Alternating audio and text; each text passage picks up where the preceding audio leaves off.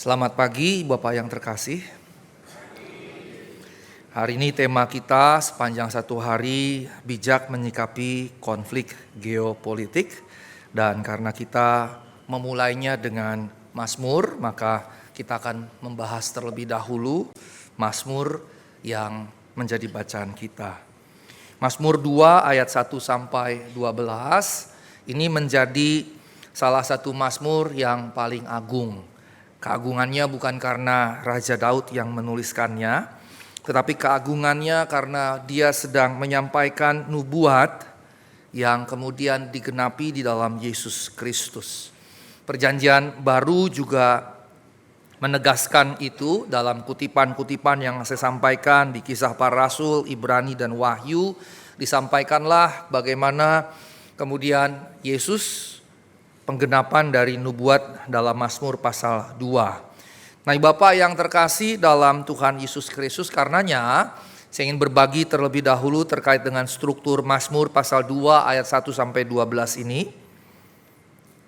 Bagian yang pertama adalah ayat 1 sampai 3 di mana dipercakapkan kebencian yang mendalam dari bangsa-bangsa, dan ayat 1 memulainya dengan mengapa rusuh bangsa-bangsa, mengapa suku-suku bangsa merancang persekongkolan yang jahat. Ketika kita mendengar kata rusuh, tadi lagu juga menyinggung dunia yang rusuh, maka tidak bisa tidak kita akan terbawa pada kerusuhan Mei 1998. Bagi saya pribadi itu momen yang tidak bisa saya lupakan. Karena pada saat kerusuhan itu saya sedang berada di Pondok Gede Bekasi. Saya ada pelayanan bersama dengan perempuan yang kemudian menjadi istri saya, waktu itu masih menjadi pacar. Dan kemudian saya jalan kaki, kami berdua jalan kaki jam 3 sore. Saya harus antar dulu pacar saya ke rumahnya di Kayu Putih dan tiba di sana sekitar 10 malam. Dan kemudian saya lanjut tiba di rumah saya jam 11 malam. Jadi dia 7 jam, saya 8 jam jalan kaki pada kejadian itu. Dan dalam kejadian itu saya melintasi banyak spot di mana terjadi kerusuhan. Beberapa mal yang saya lewati di daerah Jakarta Timur dibakar habis. Salah satu mal karena mendapatkan dukungan militer, ada panser yang menjaga di depan sehingga aman. Dan kemudian melihatlah warga menjarah begitu. Dan saya melihat seruan-seruan, ayo jarah, ayo jarah. Dan ya, saya orang Batak, kulit saya seperti ini. Tapi pacar saya orang Manado, Minahasa, istri saya. Kulitnya jauh lebih terang begitu. Jadi saya sambil menjaga supaya saya tidak cedera, saya juga harus menjaga supaya jangan sampai ada yang berlaku buruk terhadap pacar saya pada saat itu. Jadi keadaannya sangat mengerikan. Maka ketika ayat ini bicara mengapa rusuh bangsa-bangsa, mau tidak mau membawa kita merefleksikan ulang, mengingat ulang kejadian-kejadian itu. Bahkan setahun sebelumnya kalau Bapak mengingat ada Kuda Tuli, kerusuhan 27 Juli. Salah satu partai yang kantornya dekat kampus kami STT Jakarta, dahulu bernama STT Jakarta, diserbu dan akhirnya ada banyak orang dari sana berlarian. Sebagiannya kemudian mencoba mencari pengamanan ke kampus kami. Jadi cukup banyak kemudian yang dikejar itu dan kemudian meminta perlindungan di kampus kami karena dekat sekali dari kampus kami.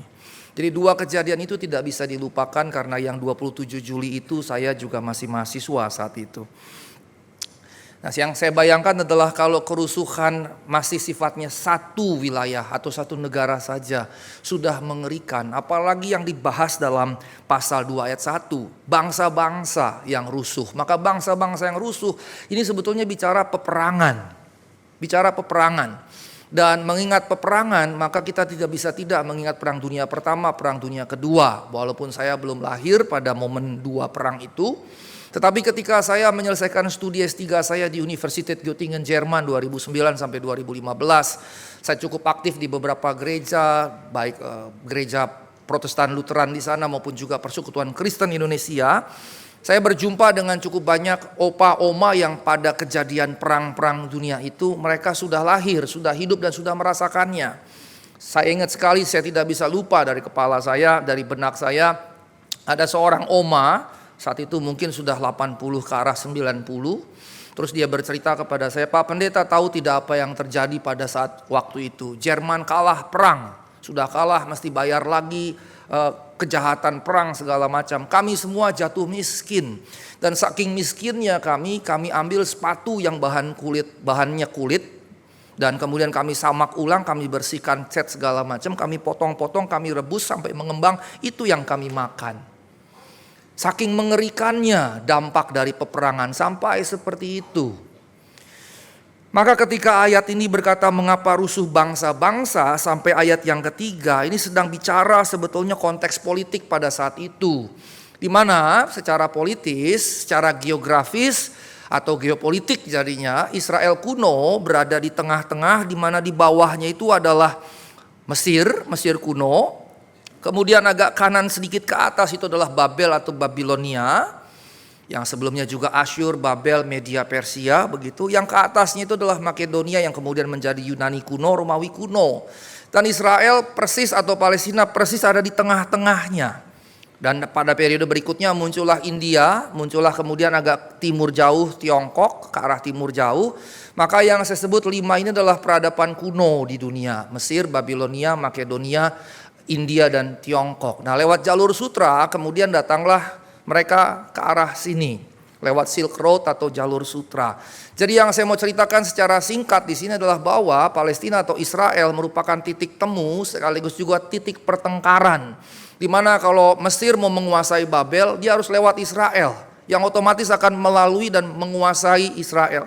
Begitu juga Babel, begitu juga Makedonia. India dan Tiongkok masih terlalu jauh, tetapi perdagangan membuat mereka juga mengalami perjumpaan-perjumpaan. Sehingga dari zaman dahulu sekali, dari ribuan tahun yang lalu, maka kita sudah melihat bahwa titik ini selalu jadi titik pertengkaran politis, perebutan. Jadi tanah yang selalu panas, yang selalu jadi perebutan. Maka di sini dikatakan mengapa rusuh bangsa-bangsa, pertikaian-pertikaian itu yang sedang mau dibicarakan. Tapi yang menarik kemudian bagian yang kedua, ayat 4-6, dia beralih dengan ayat 4 memulainya. Dia yang bersemayam di surga tertawa, Tuhan mengolok-olok mereka. Sebetulnya teks ini mau mengatakan bahwa perselisihan, pertikaian, pertengkaran, bahkan peperangan sebetulnya adalah kekonyolan. Kekonyolan. Mengapa? Karena sebetulnya kalau kita memiliki belas kasihan Kristus itu tidak akan terjadi. Kalau kita memiliki kemanusiaan yang baik itu tidak akan terjadi. Kalau kita bawa dalam refleksi personal, konteks lokal kita, pertikaian, pertengkaran suami dengan istri kebanyakan sebetulnya nonsens. Kalau dua-duanya saling memiliki belas kasihan, maka tidak akan terjadi pertikaian, perselisihan, dan seterusnya. Saya rasa ibu bapak yang sudah cukup asam garam dalam rumah tangga akan mengaminkan apa yang saya sampaikan. Kebanyakan karena egoisme, kekerasan hati, keangkuhan, kesombongan terjadilah itu. Kakak beradik juga bisa terjadi seperti itu karena hal-hal seperti itu. Belum lagi dengan tetangga dan yang lain-lain. Nah, Bapak yang terkasih dalam Tuhan Yesus Kristus, dengan kata lain, firman Tuhan mau berkata, pertikaian, perselisihan, pertengkaran, bahkan peperangan sebetulnya menjadi konyol di mata Allah. Konyol. Karenanya di sini adegan atau cerita beralih ke surga. Terlepas dari segala yang ada di dunia, maka sebetulnya teks kita mau berkata tujuan kekal Allah akan terus berjalan. Dan kemudian di sini ditegaskan bahwa Dia yang telah melantik rajaku di Sion, gunungku yang kudus, dan kemudian dikatakan engkaulah anakku dan seterusnya. Maka bagian pertama yang bicara politik dialihkan kemudian bicara tentang keselamatan di dalam Allah. Karenanya Mazmur 2 ayat 4-6 bicara ketenangan ilahi yang kita dapatkan jikalau kita reside, jikalau kita berpihak datang kepada Allah. Mazmur 2 ayat 7-9 kemudian bicara manifesto Mesias. Sebelum waktu, sebelum zaman dimulai, Kristus adalah anak Allah. Tetapi status keanak-Allahannya dimulai ketika atau dinyatakan lebih tepatnya ketika kebangkitannya. Disitulah dinyatakan bahwa dia adalah anak Allah. Dunia adalah miliknya.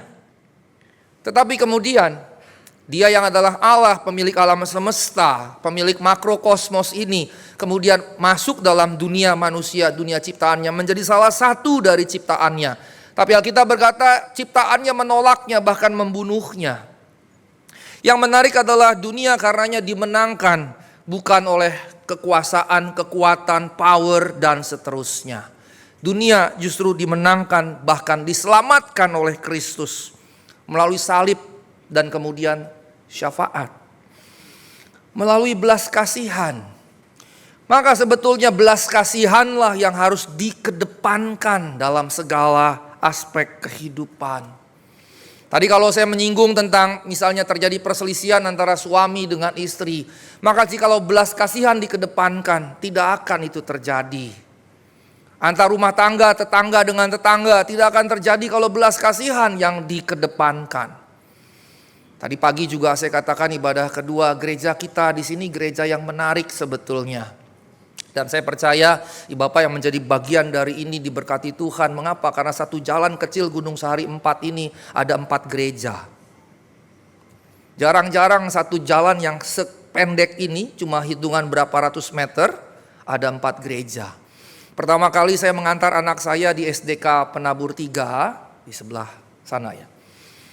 Waktu saya baru masuk saya terkejut ternyata ada 4 gereja satu jalan.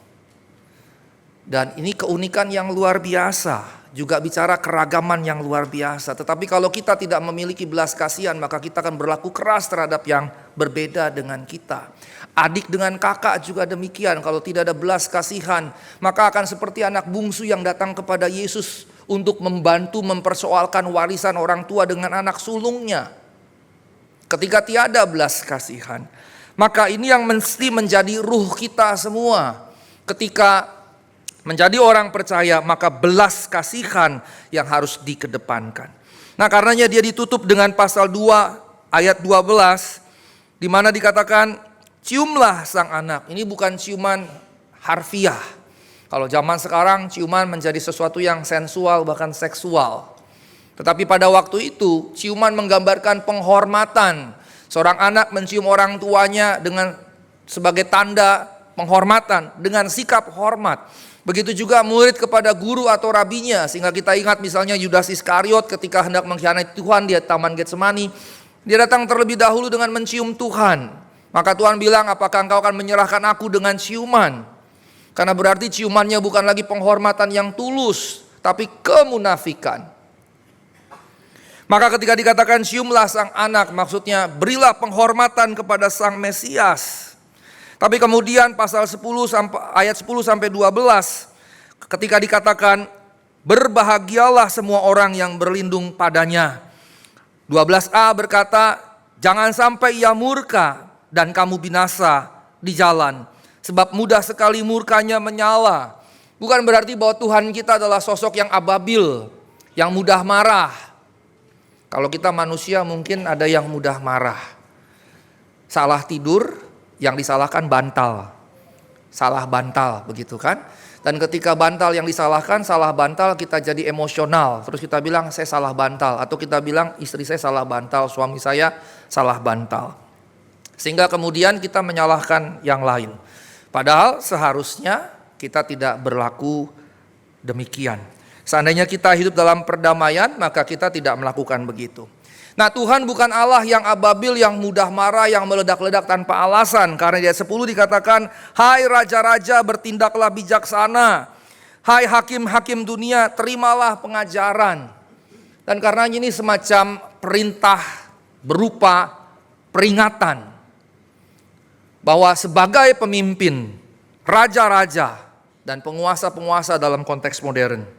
Dan hakim-hakim harus bertindak bijaksana dan menerima pengajaran yang benar. Nah, ketika tidak melakukan itu, maka Allah akan tampil dengan murka dan amarahnya. Sehingga nuansa yang mau disampaikan di sini sebetulnya keadilan. Keadilan. Dan ini berlaku dalam segala aspek termasuk dalam kehidupan personal kita. Sebagai suami berlakulah adil terhadap istri, istri berlakulah adil terhadap suami, orang tua berlakulah adil terhadap anak-anak, anak-anak juga terhadap orang tua. Majikan terhadap ART di rumah masing-masing berlakulah adil. Pegawai berlakulah adil dengan sesama. Pimpinan perusahaan, pemilik perusahaan berlakulah adil. Para pejabat berlakulah adil. Maka seruan ini yang mesti kemudian terus-menerus kita serukan. Satu ketika saya makan di sebuah mall dengan istri dan anak saya. Kemudian di depan saya ada 4 orang ibu muda. Dan ada ART masing-masing di meja yang terpisah. Dan saya melihat ibu-ibu muda itu menggunakan kalung salib. Yang pasti berarti Kristen. Kemudian mereka pesan makan yang sangat banyak. Setelah setengah jam saya duduk, saya melihat meja dia penuh makanan, meja ART-nya tidak ada makanan sama sekali. Kemudian mereka pergi, makanan yang ada di meja mereka lebih dari setengah tidak dimakan. Tapi kemudian ART-nya tidak mendapatkan makan sama sekali. Waktu saya melihat itu saya berkata pada istri saya, bagaimana 4 ibu muda yang pakai kalung salib bisa punya hati nurani seperti itu. Jangan-jangan hati nuraninya sudah mati, sudah beku. Mereka makan dan dengan sombongnya membuang makanan seperti itu. Sementara ART-nya tidak dikasih makan sama sekali. Mungkin makanannya haram, tidak, itu di mall. Mall yang tidak ada jualan haram di situ. Itu berarti berlaku tidak adil. Maka seruan, hai raja-raja, bertindaklah bijaksana, hai hakim-hakim dunia, terimalah pengajaran. Juga berlaku bagi kita semua. Berlaku bagi kita semua. Nah, Bapak yang terkasih, berita yang bicara kepada penguasa-penguasa dibawa menjadi berita profetis untuk bicara tentang Mesias dengan keadilannya yang dia tegakkan pada waktu seturut kehendaknya. Karenanya ketika kita masuk kemudian pada topik yang menjadi topik kita pada pagi hari atau sepanjang hari ini, maka bagaimana lalu sikap kita dengan konteks geopolitik sekarang? Maka saya mau membawa kita untuk mari melihat dulu akar konflik Timur Tengah. Kalau Bapak membaca, melihat semua teks yang ada di situ, maka kita akan melihat ada cukup banyak yang saya ambil dari sebuah jurnal, Turkish Journal of Middle Eastern Studies, supaya apa yang saya sampaikan betul-betul benar, akurat, objektif. Maka ada cukup banyak sebetulnya yang disampaikan di situ sebagai akar.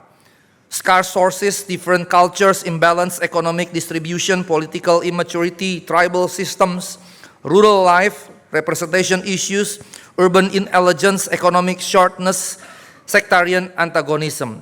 Maka ini menunjukkan bahwa persoalan di Timur Tengah itu sangat kompleks, sangat rumit dan tidak boleh direduksi menjadi persoalan agama.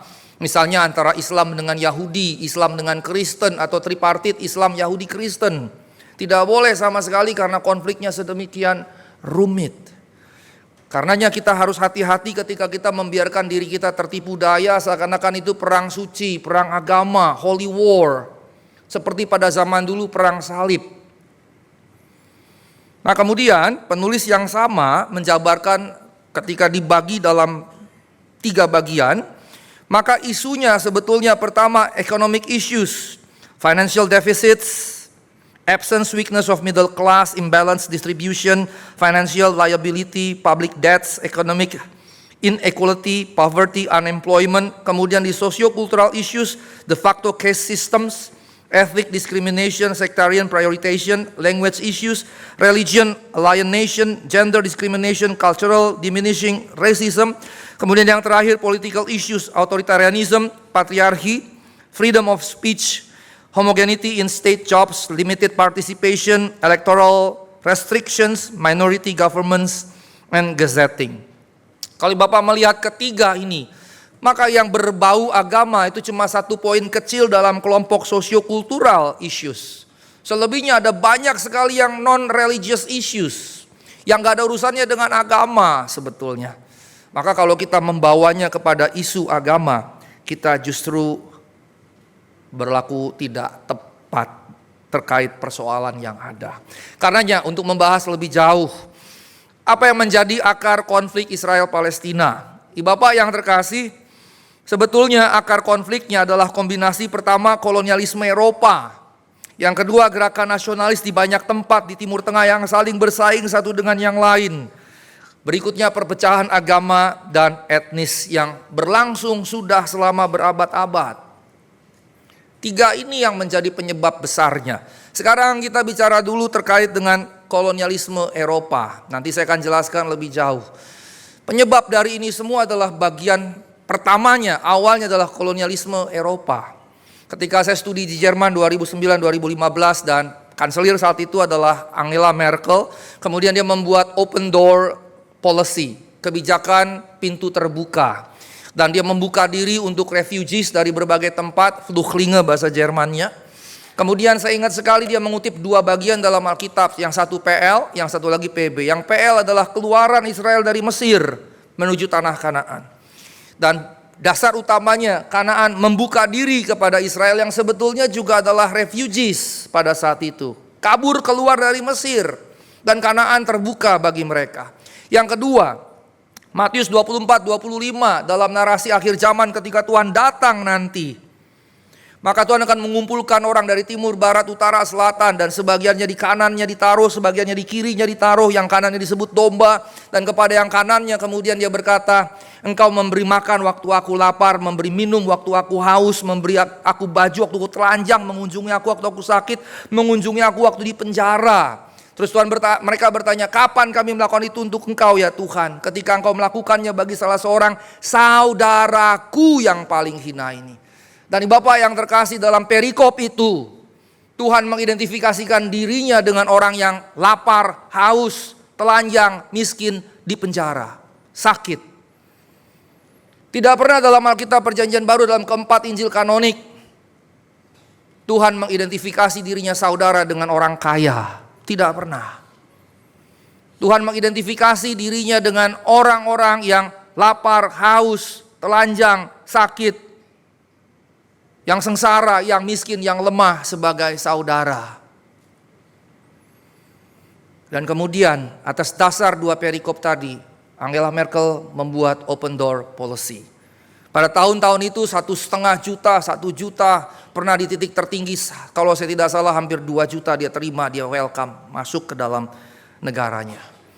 Dan saya katakan pada teman-teman saya di sana, ya kalian lakukan itu, kalian bayar hutang dosa kalian.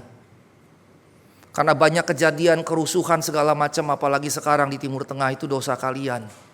Termasuk kami di Indonesia dijajah juga oleh kalian. Nah Bapak yang terkasih dalam Tuhan Yesus Kristus, karenanya poin yang pertama, nasionalisme yang bersaing.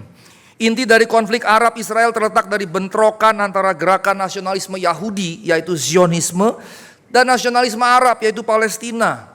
Sementara pihak Yahudi mengklaim begini, kami sudah dari ribuan tahun yang lalu tinggal di sini. Tapi kemudian orang-orang Arab Palestina berkata, setelah kalian pergi diaspora abad ke-8 sebelum Masehi ketika Israel Utara diserbu Asyur dan dibuang ke Asyur, abad ke-6 sebelum Masehi ketika Israel Selatan Yehuda dibuang ke Babel, kemudian abad kedua sebelum Masehi Romawi menyerbu, kemudian abad pertama tahun 70, kemudian Romawi menyerbu lagi, terjadilah diaspora besar-besaran. Maka di Palestina, kamilah yang mendiaminya sudah berabad-abad. Sehingga kedua belah pihak masing-masing merasa punya klaim keberhakan atas tanah tersebut. Itu konflik yang luar biasa terjadi. Maka Ibu Bapak yang terkasih dalam Tuhan Yesus Kristus, yang kedua, tadi yang saya katakan warisan kolonial dan perbatasan yang sewenang-wenang ketika Kekaisaran Ottoman yang tadinya berkuasa di situ dengan wilayah kekuasaan yang sangat banyak, kalah habis setelah Perang Dunia Pertama. Maka Inggris dan Perancis yang kemudian menggantikan kekuasaan Ottoman itu membagi-bagi tanah Timur Tengah sesuka hati mereka. Sesuka hati mereka. Dan ternyata pada waktu itu ada hukum internasional di era penjajahan yang berkata bahwa negara yang menjajah memiliki kekuasaan penuh atas wilayah yang dijajahnya. Negara lain gak boleh ikut campur. Maka waktu Perang Dunia Pertama, kedua menghasilkan gerakan nasionalisme di mana-mana, di Afrika, di Asia, di Amerika Latin. Maka yang terjadi kemudian banyak orang memerdekakan negara masing-masing. Tapi kemudian berlaku negara yang boleh merdeka wilayahnya harus sama dengan wilayah yang dikuasai oleh negara penjajah. Itu sebabnya Indonesia menjadi negara yang unik, Ibu Bapak yang terkasih. Waktu saya kuliah, kami punya Persekutuan Kristen Indonesia di kota Göttingen. Dan saya sebagai informal pendeta yang melayani mereka di sana. Dan kemudian kadang-kadang kami menyanyi choir di gereja Lutheran Jerman. Kemudian ketika kami kumpul, kami nyanyi, pendeta teman saya, sahabat saya berkata begini, Asigor, saya lihat orang Indonesia beragam ya. Ada yang dari Papua mirip orang Afrika. Tapi ada orang juga yang seperti dari China mainland. Ada yang seperti kamu mirip orang Amerika Latin, Peru segala macam. Saya katakan iya, itulah kelebihan Indonesia. Kami dari beragam suku, budaya, dan bahasa. Ada ratusan suku, budaya, bahasa di negeri kami yang menjadi satu. Pertanyaannya sebetulnya kenapa kita jadi satu? Basis historisnya adalah karena kita dari Aceh sampai Papua dahulu kala jajahan Hindia Belanda. Makanya mengapa misalnya sebagian Kalimantan Utara jadi bagian dari Malaysia, ada Brunei. Karena penjajahnya bukan Belanda pada waktu itu, tetapi Inggris. Dan itu tidak bisa diubah-ubah.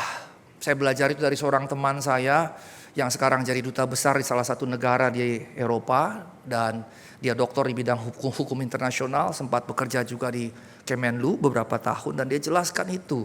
Waktu saya tanya mengapa pemerintah Indonesia tidak setuju Papua merdeka. Karena argumentasi tadi. Dan karena dia katakan sampai kapanpun PBB tidak akan mengizinkan karena dalil itu. Itu menurut dia yang saya pelajari. Dan uniknya di mana? Itu tadi, kita punya bahasa banyak sekali, ratusan. Kita punya warna kulit yang beragam sekali. Kita punya budaya yang beragam. Sementara apa yang mengikat sebuah negara menjadi sebuah bangsa? Identitas. Jerman, orang Jerman, bahasanya Jerman. Rasnya pun Jerman. Belanda, bahasa Belanda. Coba sebut lagi yang lain. Swedia, bahasanya Swedia. Hanya Swiss saja mungkin yang bahasanya beragam. Swiss yang berbatasan dengan Jerman, bahasanya Jerman. Yang berbatasan dengan Perancis, bahasanya Perancis. Yang berbatasan dengan Italia, bahasanya Italia. Tapi selebihnya yang mengikat sebuah bangsa adalah etnisitas. Itu sebabnya misalnya Cekoslovakia kemudian pecah jadi Ceko dan kemudian Slovakia. Yugoslavia juga begitu. Dari Yugoslavia terpecah jadi banyak. Kenapa? Identitas etnisitas tadi yang mempersatukan. Loh, kita Indonesia tidak punya identitas yang mempersatukan. Tapi kemudian founding fathers kita membangun apa yang disebut Pancasila. Dan itulah yang mempersatukan kita. Karenanya kita mesti berbangga, bersyukur Allah taruh kita di negeri yang gemah ripah loh jinawi ini. Kita harus bersyukur untuk realitas ini. Nah, Bapak yang terkasih, ketika Inggris dan Perancis membelah-belah negara-negara ini, mereka lupakan prinsip ini. Yang membangun sebuah bangsa adalah identitas etnisitasnya. Mereka pecah-pecah misalnya lewat perjanjian rahasia seperti perjanjian Sykes-Picot. Mereka menetapkan batas-batas sewenang-wenang. Mengabaikan realitas etnisitas, kesukuan, ras, bahasa, dan agama. Sehingga itu menjadi titik awal ketidakstabilan politik jangka panjang sampai sekarang. Ketika satu negara dicampur sedemikian rupa yang akhirnya membuat keterikatan tidak ada dan konflik yang terjadi, maka konflik terus berlanjut sampai sekarang. Yang ketiga terkait dengan pembagian wilayah PBB tahun 47 dan perang tahun 48. Tahun 47 PBB memberikan suara untuk membagi mandat Israel atas wilayah Palestina jadi negara Yahudi dan kemudian negara Arab Palestina yang terpisah. Di mana Yerusalem kemudian jadi administrasi internasional. Pemimpin Yahudi setuju, tapi pemimpin Arab tidak setuju. Jadilah konflik hingga sekarang. Kemudian ketika Israel mendeklarasikan negara Israel modern tahun 48, muncullah perang Arab Israel yang panjang yang pertama. Yang Israel menang di situ dan kemudian ratusan ribu warga Palestina mesti keluar. Peristiwa yang kemudian disebut sebagai revolusi Palestina atau Nakba. Yang terakhir persaingan geopolitik dan agama yang lebih luas. Di luar isu Israel, Palestina, Timur Tengah terpecah oleh dinamika yang mendalam seperti perpecahan Syiah dan Sunni. Dan juga intervensi asing dalam rupa eksploitasi sumber daya selama beberapa dekade sampai sekarang. Termasuk perang Iran dan Amerika Serikat. Itu adalah perang yang terkait di dalamnya sumber daya, ekonomi, politik ekonomi, dan seterusnya. Nah, karenanya kita mesti bertanya kalau begitu sesuai dengan topik kita. Lalu sikap gereja mesti bagaimana? Bapak yang terkasih, gereja-gereja menghadapi kondisi geopolitik global dengan bertindak seharusnya sebagai jangkar moral. Yang kita utamakan seharusnya moralitas. Sehingga kita tidak sekedar membela si A dan mati-matian membela si A. Bahkan ketika si A salah. Karenanya sebagai dosen perjanjian baru saya berkata, kita tidak boleh membela Israel mati-matian. Mengapa? Di perjanjian lama ketika Israel berbuat salah, dia toh dihukum oleh Allah. Tidakkah ibu bapak ingat ketika mereka keluar dari Mesir, siapa yang kemudian tiba di tanah Kanaan? Hanya Yosua dan Kaleb. Bahkan Musa pun tidak masuk ke tanah perjanjian. Catatan tradisional dalam Alkitab, 2 juta orang keluar, 2 jutanya mati di padang gurun. Yang masuk ke dalam tanah perjanjian, tanah Kanaan adalah mereka yang lahir di padang gurun. Sehingga dengan kata lain, sekalipun mereka adalah umat Allah, umat pilihan Allah di perjanjian lama, tetap tidak menjadi anak istimewa Allah. Siapa yang salah harus menanggung akibat dari kesalahannya dan menerima hukuman Allah. Nah, karenanya Bapak yang terkasih, jangkar moral menjadi hal yang paling penting. Dan kemudian pembangunan perdamaian. Karenanya alih-alih berpihak pada ideologi partisan dan nasionalistik, gereja mesti menavigasi ketegangan melalui tindakan sosial, dialog antar agama, bantuan kemanusiaan, dan komitmen yang teguh. Maka dalam kejadian konkret, real praktis kita, kalau ada tetangga yang berbeda dan butuh pertolongan, jangan pernah memberi pertolongan atas pertimbangan perbedaan ras, agama, atau apapun. Kalau dia butuh pertolongan, tolonglah atas dasar kemanusiaan. Mau apapun agamanya, rasnya, warna kulitnya. Karena kita adalah umat yang ditebus karena belas kasihan Allah. Karenanya Bapak yang terkasih, sikap yang perlu dikedepankan mengembalikan kepemimpinan moral dan suara kenabian. Bahkan sebagai umat pun kita mesti berani bersuara kenabian. Suara kenabian bukan nubuat yang konyol-konyol, aku dapat penglihatan, aku dengar suara, bukan. Suara kenabian adalah berani menyerukan kebenaran dan keadilan. Bahkan ketika mungkin itu membahayakan. Bahkan ketika itu membahayakan, termasuk membahayakan karir kita. Bahkan ketika itu membahayakan. Yang kedua, prioritaskanlah pembangunan perdamaian dan rekonsiliasi. Karena kita perlu menekankan, mendorong, gereja perlu mendorong untuk diplomasi dan dialog dikedepankan.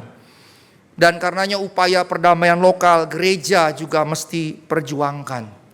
Bapak yang saya ambil ini, saya ambil dari WCC, World Council of Churches, atau Dewan Gereja-Gereja Sedunia, di mana GKI melalui PGI juga menjadi anggota di dalamnya. Maka ini suara yang harus kita hidupi, karena bagian dari kehidupan kita bergereja. Dan yang berikutnya, kita mesti juga memenuhi mandat kemanusiaan, melayani kaum rentan.